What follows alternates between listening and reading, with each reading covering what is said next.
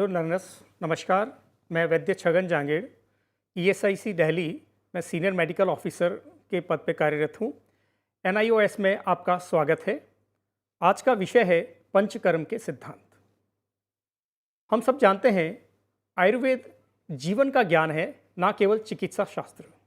यह विज्ञान, कला और दर्शन का मिश्रण है। पंचकर्म आयुर्वेद चिकित्सा प्रक्रियाओं का एक विशेष समूह है।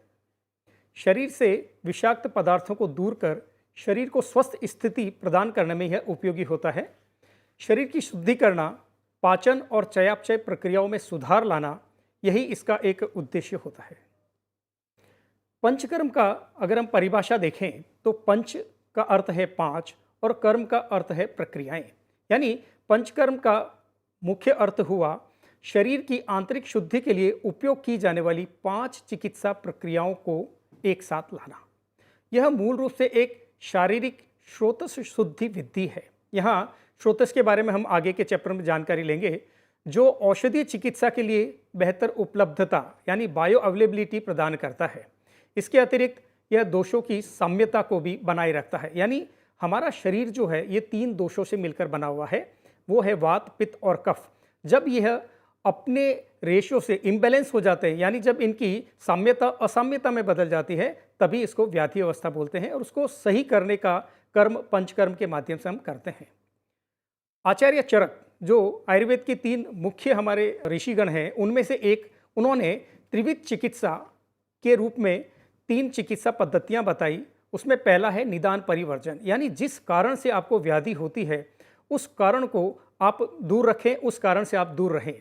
दूसरा चिकित्सा बताया संशमन, यानी शरीर में दोष अगर विकृत अवस्था में है या उनकी कमी या वृद्धि है तो कोई औषध, आहार या विहार लेकर उसको बैलेंस लाना, वह संशमन चिकित्सा कहलाता है। और संशोधन चिकित्सा, जिसके अंतर्गत पंचकर्म आता है, यह इस सिद्धांत पर कार्य करता है कि अगर शरीर में विकृत दोष मात्रा से बढ़ गए हैं या विकृत अवस्था में है तो उनको शरीर से बाहर निकाल दिया जाए। वर्तमान समय में पंचकर्म का महत्व क्या है?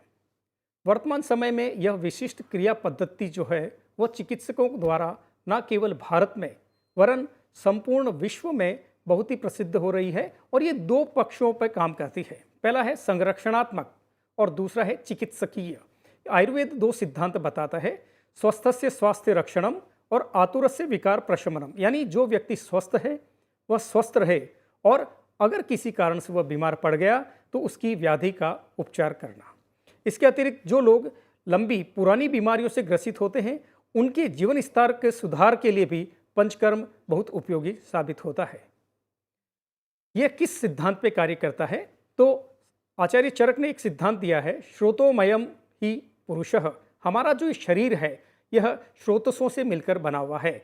और स्रोतस का पर्यायवाची के रूप में दिया है मार्ग, छिद्र, पथ या संचार प्रणाली। अगर इसको हम बहुत साधारण भाषा में समझना चाहें तो एक कोई शहर है, उसके अंदर से निकलने वाले राजमार्ग या सड़कें या छोटी छोटी जो गलियां हैं, जिनके कारण उस शहर का यातायात संचार व्यवस्था संचालित होती है, उसी तरह से हमारे शरीर में जो विभिन्न प्रकार के पथ प्रणाली है, जिसके अंदर हमारा रक्त, अन्न ये संचालित होते हैं, वह स्रोतस के अंतर्गत आते हैं। जब ये स्रोतस सही बने रहते हैं, व्यक्ति स्वस्थ रहता है और अपने जीवन का आनंद लेता है। लेकिन अगर इनमें किसी तरह की रुकावट, कोई तरह की अव्यवस्था आती है तो ये बीमारी उत्पन्न करते हैं। और जो पंचकर्म का मुख्य उद्देश्य है, रोगों का अपुनर्भव या उनका पुनः न होना। ऐसा भी कहा गया है कि संशमन चिकित्सा के कारण अगर कोई व्याधि को हमने ठीक किया तो वह पुनः हो सकती है, लेकिन अगर हमने उस रोग के कारण को ही शरीर से बाहर निकाल दिया तो उस रोग के होने की पुनः संभावना नहीं होती। इसको अपुनर्भव यहाँ कहा गया है। पंचकर्म का उद्देश्य, हम 3 उद्देश्यों से इसको करते हैं। पहला है रोग प्रतिरक्षात्मक पंचकर्म, दूसरा है संवर्धन पंचकर्म और तीसरा है उपचारात्मक पंचकर्म। जैसा कि मैंने आपको आयुर्वेद के सिद्धांत के बारे में बताया कि स्वस्थ व्यक्ति के स्वास्थ्य को बनाए रखना है, तो इसके लिए जो ये शुरू के 2 है, प्रतिरक्षात्मक पंचकर्म और संवर्धन पंचकर्म, वो इस पे कार्य करते हैं। और दूसरा जो हमने बताया कि रोगी के रोग का उपचार करना, तो उसमें उपचारात्मक पंचकर्म जो है वो सहायक साबित होता है। पंचकर्म का क्रियान्वयन, यानी हम अगर व्यावहारिक उपयोगिता की दृष्टि से इसको वर्गीकृत करते हैं तो ये 4 तरह से पाए जाते हैं। मुख्य प्रक्रिया, जो हमारे आयुर्वेद के ग्रंथों में वर्णित है उसको शास्त्रीय पंचकर्म कहा गया है। जो किसी क्षेत्र विशेष में किए जाते हैं उसको उप प्रक्रिया, जैसे हमारे भारत का जो केरल प्रांत है वहाँ पर केरलीय पंचकर्म के नाम से यह प्रसिद्ध है। विशेष प्रक्रिया जिसके अंतर्गत कुछ क्रियाकल्प आते हैं, और विविध प्रक्रिया और प्रकीर्ण पद्धति जो हम आगे आने वाले अध्यायों में देखेंगे। पंचकर्म का प्रयोग, पंचकर्म का प्रयोग जो है वो 3 कर्मों के अंतर्गत होता है। पहला है पूर्व कर्म, फिर आता है प्रधान कर्म और फिर आता है पश्चात कर्म। यहाँ पर एक बहुत सरल उदाहरण से हम इसको समझ सकते हैं। घर में कोई बर्थडे पार्टी या कोई उत्सव है तो उस उत्सव को मनाने की एक तारीख निर्धारित है। उस तारीख से पहले हम जितने दिन जो भी काम करते हैं उसके लिए जो सामान एकत्रित करते हैं वो सब पूर्व कर्म के अंतर्गत आता है। और जिस दिन वह कार्यक्रम है वह दिवस प्रधान कर्म के दिवस के रूप में माना जाता है, और उसके बाद में हम घर में जो जो काम करते हैं वो पश्चात कर्म के अंतर्गत आता है। इसी तरह से प्रधान कर्म करने के लिए, यानी पंचकर्म के जो प्रधान कर्म है उसको करने के लिए पहले पूर्व कर्म किया जाता है, और उसके बाद होने के बाद हमें क्या क्या डूज और डोंट्स, क्या क्या ध्यान रखने वाली बातें हैं वो इसमें किया जाता है। इसके 3 विभाजन जो है उसको और आगे हम विभाजित करते हैं। पूर्व कर्म के अंतर्गत 4 चीज़ें आती है: दीपन, पाचन, स्वेदन और स्नेहन। दीपन का अर्थ है किसी चीज़ को प्रज्वलित करना, यानी हमारे शरीर में दीपन का अर्थ है हमारी जो अग्नि है, हमारी जो डाइजेस्टिव पावर है उसको बढ़ाना। पाचन जो है वो भी उसके अंतर्गत ही आता है कि हमने कोई औषध या आहार लिया है और वो नहीं पच पा रही है तो उसको पाचन करने के लिए, ताकि अगर वो अपचित अवस्था में रही तो व्यक्ति आगे के प्रधान कर्म में नहीं जा पाएगा। स्वेदन और स्नेहन हम आने वाले आगे अध्याय में देखेंगे। और प्रधान कर्म जो है उसमें आपके 5 कर्म जो पंचकर्म के नाम से प्रसिद्ध है: वमन, विरेचन, बस्ती, नस्य और रक्त मोक्षण। और पश्चात कर्म के अंतर्गत कवल, गंडूश, ये 2 जो विधा है इसमें आयुर्वेदिक क्वाथ या आयुर्वेदिक औषध का कल्क जो है पेस्ट रूप में वो हम मुख में रखते हैं। और संसर्जन कर्म जो है इसके अंतर्गत इंडोर फैसिलिटी के तहत उस मरीज को जिसका हमने प्रधान कर्म किया है उसके औषध और आहार की व्यवस्था की जाती है। और अंतिम है धूमपान। ये धूमपान जो है ये आयुर्वेदिक औषधियों से बना हुआ एक धूम होता है जिसको नाक से ग्रहण करते हैं। मुख्य प्रक्रिया में 5 जो क्लासिकल पंचकर्म है उसमें पहला है वमन। वमन कफ रोगों के लिए किया जाता है, और वमन का शाब्दिक अर्थ अगर आज के अर्थ में देखें तो यह एक इंड्यूस्ड एमेसिस होता है जिसमें हम औषध द्रव्य देकर उस व्यक्ति के आमाशय के अंदर इकट्ठे हुए कफ को बाहर निकालते हैं। विरेचन जो है वो पित्त रोगों के लिए श्रेष्ठ माना गया है, और जब शरीर में पित्त बढ़ जाता है तो एसिडिटी, अजीर्ण, इवन अल्सर तक की व्याधियां शरीर में हो जाती है, तो उसको निकालने के लिए विरेचन द्रव्यों का उपयोग किया जाता है। और इसको अगर साधारण भाषा में हम समझना चाहें तो इसको हम कहते हैं दस्त लगाना, यानी औषध देकर शरीर में जो रुके हुए पित्त वाले द्रव्य हैं उनको बाहर निकालना। तीसरा है बस्ती कर्म।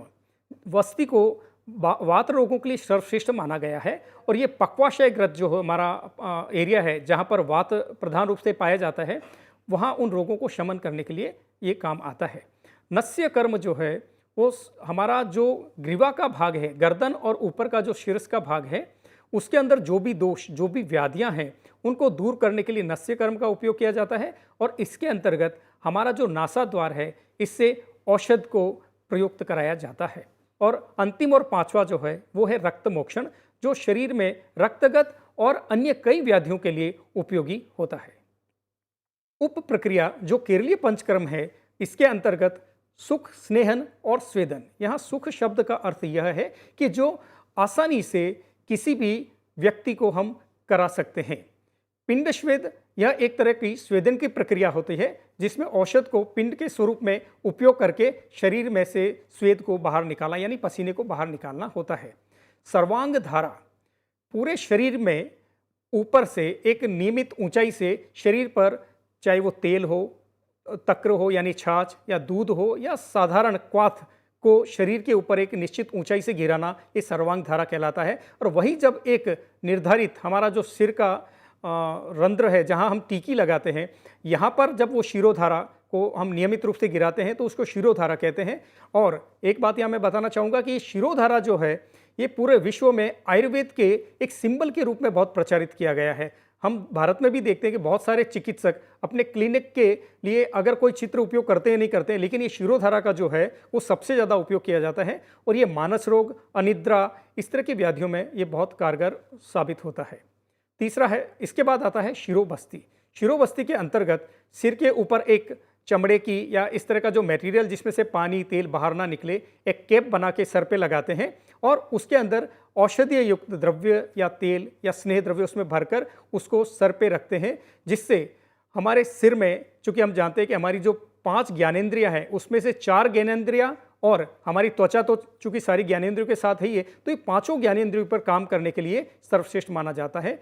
और लेपम के अंतर्गत अलग अलग औषधियों के लेप बनाकर शरीर के जिस हिस्से पर तकलीफ है वहां पर इसको लगाते हैं और अगर सर्वांग में पूरे शरीर में दिक्कत है तो पूरे शरीर पर भी इस लेप का प्रयोग किया जाता है। विशेष प्रक्रिया क्रियाकल्प। आंखों की देखभाल और उपचार के लिए रूपरेखित और वर्णित किया जाता है इसको, और नेत्र संबंधी जो भी बीमारियां होती है उसके लिए इसको उपयोग करते हैं। हमारी आंखों में आजकल बहुत ज़्यादा टेलीविज़न देखने के कारण, बहुत ज़्यादा कंप्यूटर पे काम करने के कारण और सबसे बड़ा मोबाइल को नियमित बहुत ज़्यादा उपयोग करने के कारण आंखों में आजकल रुक्षता और इस तरह की व्याधियां उत्पन्न होनी शुरू हो गई है। तो आयुर्वेद में इसके बहुत कारगर उपचार है और उसमें एक क्रियाकल्प जो है बहुत उपयोगी साबित होते हैं। अब पंचकर्म की बहुत सारी और प्रक्रियाएं हैं जो उपयुक्त 3 वर्गीकरणों के अंतर्गत नहीं आती, उनको हम यहाँ उल्लेख करना चाहेंगे। पहला है अभ्यंग। अभ्यंग को वैसे हम पूर्व कर्म में लेते हैं। कई जो प्रक्रियाएं होती है, अभ्यंग का सामान्य अर्थ है मालिश करना, और वो मालिश जो होता है वो स्नेह द्रव्य यानी तेल से होता है। उद्वर्तन के अंतर्गत भी मालिश होती है, लेकिन उसमें स्नेह द्रव्य नहीं होता। उसमें हम जो इस तरह का जो आटा या कोई चूर्ण या पाउडर होता है उससे शरीर पर मालिश करते हैं, और ये मेदो रोग और जो कफस व्याधि है उसमें ये उपयोगी साबित होता है। कटिबस्ती, ग्रीवाबस्ती, जानुबस्ती, शरीर के जिस हिस्से में जिस जोड़ पर हमें किसी तरह की अगर तकलीफ है तो वहाँ पर उड़द के आटे की पाल बनाकर, और आजकल बहुत सारे ऐसे इंस्ट्रूमेंट भी आ गए हैं जिसको वहाँ फिट करने के बाद उसमें औषधि युक्त द्रव्य तेल अगर डाल के उसको कुछ समय तक रखते हैं और वहाँ पर इससे बहुत अच्छे रिजल्ट्स मिलते हैं। आचार्य चरक ने षडुपक्रम के रूप में 6 चिकित्सा पद्धतियों का संक्षिप्त वर्णन और किया है, जो इस प्रकार से है: लंघन, ब्रंघन, रुक्षण, स्नेहन, स्वेदन और स्तंभन। इनको हम आगे आने वाली स्लाइड्स में देखेंगे। सबसे पहले बात आती है लंघन की। जो शरीर में लघुता उत्पन्न करे, जिससे शरीर में हल्कापन आए, वह लंघन कहलाता है। इसका प्रयोग अत्यधिक प्रकुपित कफ, पित्त, रक्त, मल, ये शरीर की जो दोष हैं, ये जब अधिक मात्रा में कुपित हो जाते हैं तब इस लंघन का उपयोग किया जाता है। यहाँ पर वात की बात नहीं की गई है, क्योंकि लंघन से वात बढ़ता है, इसलिए ये जो बाकी के दोष है उनको यहाँ वर्णित किया गया है। और व्याधियों की अगर हम बात करते हैं तो कुष्ठ, मधुमेह और मोटापा, स्थूल्य, इन व्याधियों में भी लंघन श्रेष्ठ माना गया है और सभी ऋतुओं में इसको किया जा सकता है। पंचकर्म का उद्देश्य भी शरीर में लघुता लाना ही होता है। ब्रंघन, ये जस्ट लंघन से उल्टा होता है, अपोजिट होता है। इसमें शरीर को उपचित किया जाता है, यानी बहुत सारे ऐसे मरीज आते हैं, डॉक्टर साहब मैं बहुत पतला हूँ, मैं थोड़ा मोटा होना चाहता हूँ, मेरा शरीर थोड़ा अच्छा लगे। तो इसके लिए शरीर में वजन बढ़ाना, शरीर के अंदर मांस बढ़ाना, शरीर को एक तरह से बोले उपचित करना, वो व्रंघन के अंतर्गत आता है। और आचार्यों ने मांस वंघनिया नाम, यानी अगर किसी शरीर को आपको बलिष्ठ करना है, पुष्ट करना है, तो उसके लिए जो मांस है वो सर्वश्रेष्ठ माना गया है। ये किस किस में उपयोगी है? क्षतक्षीण, यानी जिन लोगों को बहुत भयंकर लंबी व्याधि के बाद जिनका शरीर एकदम क्षीण हो जाता है, वृद्धावस्था, दुर्बल, जो लोग जन्म से ही दुर्बल होते हैं, इन लोगों में प्रतिदिन इसका उपयोग करा सकते हैं। ऐसे ही जो लोग बहुत ज़्यादा इंडल्जेंस रहते हैं, संभोग की प्रक्रियाओं में, जो लोग बहुत ज़्यादा शराब पीते हैं, उन लोगों में भी सभी ऋतुओं में व्रंघन कराया जा सकता है, लेकिन सामान्य व्यक्ति को ग्रीष्म ऋतु में ही व्रंघन का उपयोग कराना चाहिए। रुक्षण, शरीर में रुक्षता को लाना, यानी बहुत सारे लोग ऐसा शिकायत करते हैं कि हमारे शरीर बहुत ऑयली, हमारी स्किन बहुत ऑयली है, हमारा शरीर में से बहुत ज़्यादा स्नेह बाहर निकलता है, तो उन लोगों के लिए इस तरह के रुक्षण द्रव्य, रुक्षण आहार विहार उनको कराया जाता है। मर्म स्थान के जो प्रमुख रोग हैं, आयुर्वेद में 100 से ज़्यादा मर्म स्थल बताए गए हैं, उनमें जो भी व्याधि होती है, उरुस्तंभ, यह एक पैरों की व्याधि है जिसमें हमारा जो उरु क्षेत्र है, जंगा वाला एरिया है, वहाँ पर बहुत दर्द होता है, पेशेंट अपने पैर को उठा नहीं पाता है। और अन्य इस तरह की व्याधियों में रुक्षण कर्म जो है वो श्रेष्ठ रहता है, अति उपयोगी होता है। रुक्षण से जस्ट अपोजिट है स्नेहन कर्म। वे सभी उपाय और विधि जो शरीर को स्निग्ध यानी स्नेहमय बनाए, उसको हम स्नेहन कहते हैं। आजकल बहुत सारे मरीज आके बोलते हैं, डॉक्टर साहब हमें ऐसा कहा गया कि आपके घुटनों में ग्रीस कम हो गया। ये साधारण भाषा में पेशेंट आके बोलता है, यानी ग्रीस कम हो गया, इसका मतलब क्या है कि जब हम घुटना हमारे शरीर के अंग हिलाते हैं तो उसमें चट चट की आवाज़ आती है और ऐसा लगता है कि उसमें जंग लग गई है। ऐसे व्याधियों को हम स्नेह द्रव्य अभ्यंतर यानी हम बाहर से उसकी मालिश वगैरह करके उसको बाह्य बोलते हैं, और अभ्यंतर के अंतर्गत हम उसको शरीर में स्नेह के रूप में उपयोग करा के, चाहे वो खिचड़ी में घी मिलाकर देना है या कोई स्नेह कल्पना उनको देना है, इस तरह से उसको उपयोग करते हैं। मदात्य, जो लोग बहुत ज़्यादा शराब पीते हैं या बहुत ज़्यादा जो इस तरह की गतिविधियों में रहते हैं, चिंता वात वृद्धिया यानी चिंता से शरीर में वात की वृद्धि होती है, ऐसा कहा गया है। तो जो लोग बहुत ज़्यादा चिंता करते हैं, चिंतन का कार्य जो बहुत लोग करते हैं, उन लोगों को नित्य स्नेहन का उपयोग करना चाहिए। स्वेदन, शरीर से पसीना बाहर निकालना। हम अक्सर देखते हैं कि हम बहुत ज़्यादा जब व्यायाम करते हैं तो हमारे शरीर से स्वेद बाहर आता है। यह जब हम आयुर्वेदिक तरीके से इसको करते हैं तो इस प्रक्रिया को स्वेदन कहते हैं। इस स्वेदन के कारण शरीर में जो स्टिफनेस, अकड़न होती है, शरीर में जो भारीपन होता है वह दूर होता है और ठंड में आराम दिलाते हैं। इससे जैसे किसी व्यक्ति को बहुत ज़्यादा ठंड लगी हुई होती है तो हम उसको क्या बोलते हैं, आओ बेटा कंबल ओढ़ के बैठ जाओ, या आप गरम गरम चाय पी लो, या आप गरम गरम सूप पी लो। ये सब क्या है, ये स्वेदन का एक तरीका है जिससे शरीर से स्वेद बाहर निकलता है और हमको इन जो हमारी शरीर की स्थितियां हैं उनमें आराम पड़ता है। स्तंभन, किसी चीज़ को रोकना। जैविकीय द्रव्य जो तरल पदार्थ हमारे शरीर में होते हैं, जिसमें मूत्र, मल, श्वेद, रक्त इत्यादि, इसके प्रवाहन को रोकना ही स्तंभन कहते हैं। अगर हम इसको बहुत साधारण भाषा में समझे, हमारे शरीर में जब हम दाढ़ी बनाते समय कट जाता है तो हम क्या करते हैं, फिटकरी का उपयोग करते हैं। वो फिटकरी जो है रक्त स्तंभक होती है और ब्लड को, हमारे खून को रोकने को तुरंत रोक देती है। ऐसे कई मरीज आते हैं, साहब सुबह से बहुत सारे दस्त लग रहे हैं, तो उस समय हम आयुर्वेदिक औषध स्तंभन द्रव्य देके उस मल को यथोचित मात्रा में कैसे वो रुके। अगर हम शुरू में ही रोक देते तो व्याधि कर देता है, लेकिन जब हमें ऐसा है कि सर मेरे को सुबह से 4-5 वेग आ गए हैं, तब अभी शरीर से ज़्यादा तरल पदार्थ का क्षति ना हो, तो उस अवस्था में हम स्तंभन द्रव्य उनको देते हैं। अभी पंचकर्म के सामान्य नियम में हम क्या करें क्या ना करें। तो सबसे पहली बात कही है कि पूरे पंचकर्म के समय आप गर्म पानी, गुनगुने पानी का उपयोग करें, वह पीने के लिए भी, नहाने के लिए भी। इसीलिए कहा गया है कि उष्णोदक जो होता है वो श्रेष्ठ होता है। और ब्रह्मचर्य का पालन करें, यानी हमें हमारी इंद्रियों पर नियंत्रण रखना चाहिए। लेकिन इससे भी ज़्यादा महत्वपूर्ण बात यह है कि क्या ना करें। लंबे समय तक बैठे रहना, लंबे समय तक खड़े रहना। यहाँ पर एक जो सार्वकालिक सिद्धांत है, अति सर्वत्र वर्जयेत, यानी किसी भी चीज़ की अति जो होती है वह सर्वदा नुकसानदायक होती है। तो हमें कोई भी कार्य जो है वो अधिक समय तक नहीं करना चाहिए, जैसे लंबी दूरी तक चलना, अत्यधिक यात्रा करना, अत्यधिक जोर से बोलना, ये सारा अत्यधिक समय तक धूप, धुआं, धूल इसमें रहना। आजकल हम जो वर्कर देखते हैं ये सब इसी अवस्था में रहते हैं। वो धूप में काम करते हैं, वहाँ पर बहुत सारी धूल होती है, बहुत सारा धुआं वगैरह होता है। तो ये सारे जो लोग होते हैं वो इन अवस्थाओं में रहते हैं। तो ये सारी चीज़ें जो पंचकर्म ले रहा है उस व्यक्ति को नहीं करना चाहिए। शोक, क्रोध, व्यायाम, इससे इनको दूर रहना चाहिए। भोजन समय पे करें और विरुद्ध आहार का सेवन ना करें। विरुद्ध आहार का अर्थ यह है कि दो चीज़ें जो शरीर में जाकर नुकसान करती है उनका सेवन नहीं करना चाहिए। एक साधारण उदाहरण में अगर देखें कि अगर आप दूध की कोई वस्तु या दूध सेवन कर रहे हैं तो उसके आसपास या तुरंत आप खट्टे द्रव्यों का इस्तेमाल ना करें, उसका प्रयोग ना करें। पंचकर्म के प्रभाव शरीर पे क्या पड़ते हैं? तो पंचकर्म चिकित्सा का योगदान यह है कि शरीर से विषाक्त पदार्थों को यह हटाकर शरीर को दो स्तरों पर शुद्धि प्रदान करता है। अगर हम इसको बहुत सामान्य भाषा में समझना चाहते हैं, हम सबके घर पे स्कूटर है, हम सबके घर पे कार है, हम उन दोनों की नियमित रूप से सर्विसिंग कराते हैं।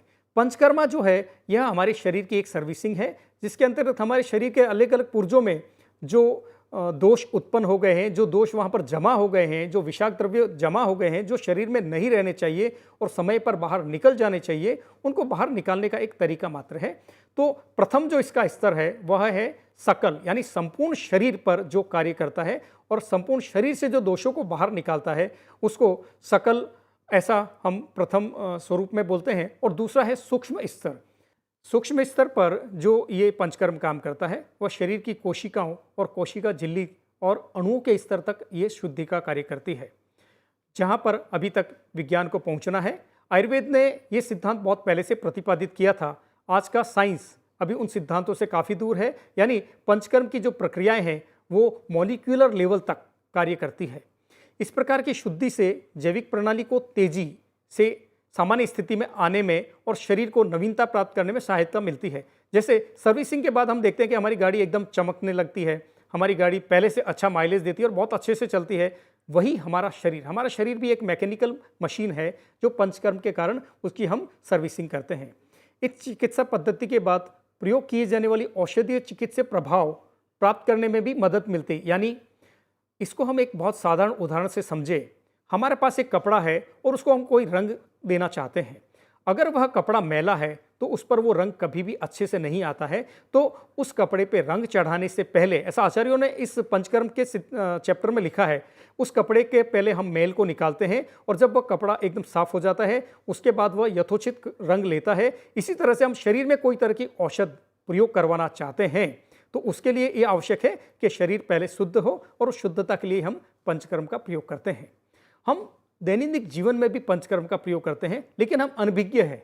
हम जो रोजमर्रा कार्य में अपने गतिविधियों में जो करते हैं, पहला है अभ्यंग। आज इसका प्रचलन बहुत कम हो गया है, लोग शरीर पर नहीं लगाते। अभ्यंग का अर्थ है शरीर के जो हमारे मुख्य जोड़ हैं, हमारा घुटना है, कोहनी है, पैर है, कंधा है, यहाँ पर हम नियमित रूप से सरसों का तेल, तिल का तेल, इस तेल की हम मालिश रोजाना करें। शिरोभ्यंग का अर्थ है हम सिर के बालों में केवल तेल लगाना, यही शिरोभ्यंग नहीं है। सिर का जो हमारा स्कल्प है, सिर का जो भाग है, वहाँ पर उस तेल की अच्छे से मालिश करना। पादाभ्यंग का अर्थ है पैर के तलवे में मालिश करना। यहाँ पर एक मैं बात आपका ध्यान कराना चाहूँगा कि बहुत सारे मरीज जो ऐसे आते हैं जिनको नींद नहीं आती है, उनको हम ये पादाभ्यंग कहते हैं। आप इसका उपयोग करो। रात्रि में सोते समय पहले आप पैर को अच्छे से गुनगुने पानी से धो लें। उसके बाद आप जो वातनाशक तेल है उससे अपने पैर के तलवे में अपने हाथ से अच्छे से मालिश करें और फिर उसको गर्म पानी से भीगे हुए टॉवल से पोंछ के आप सोएं। बहुत सारे मरीजों को हमने केवल ये करने के लिए बोला और उनका से हम जो रात को नींद की गोली लेते थे वो हमारी बंद हो गई।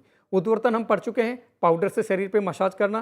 प्रतिमर्श नस्य में हम नाक में नियमित रूप से तेल या घी या जो स्नेह द्रव्य हमें अनुकूल पड़ता है उसको हम लगाते हैं। अंजन का अर्थ है आँख में काजल निकालना।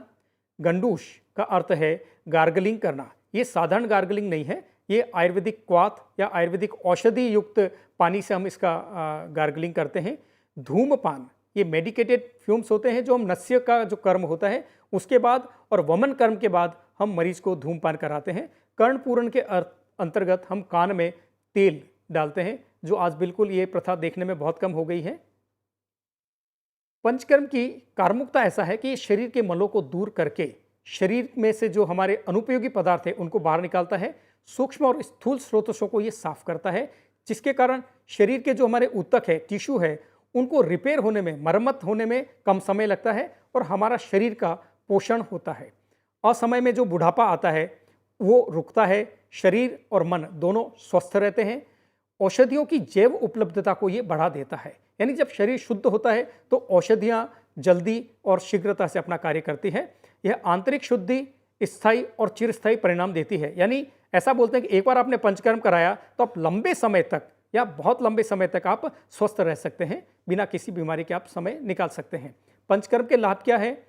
प्रकोपित दोष जो हमारे एलिमेंट्री कैनाल से इसको शरीर से बाहर निकालते हैं, ये मुख के द्वारा निकालते हैं तो वमन होता है, और गुदमार्ग से बाहर निकालते हैं तो ये विरेचन या वस्तीकर्म कहलाता है।